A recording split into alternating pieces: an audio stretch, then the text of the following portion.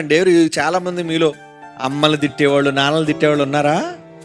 సిగ్గు లేకుండా తల్లిని తండ్రిని బూతులు మాట్లాడే దుర్మార్గులైన పిల్లలు ఉన్నారు చాలా మంది సమాజంలో. సిగ్గుపడాలి. ఒరే, కన్నవారిని తిడతావేంట్రా? కన్నవారిని బూతులు మాట్లాడతావేంట?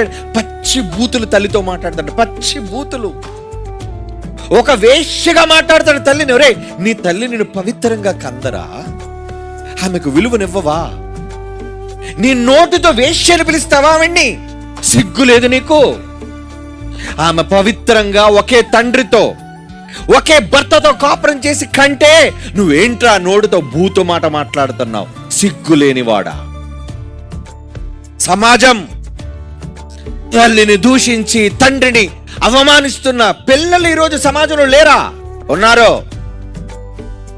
వంకర పిల్లలు, వికట జీవులు, వికాసం లేదు, దేవుని జ్ఞానం లేదు.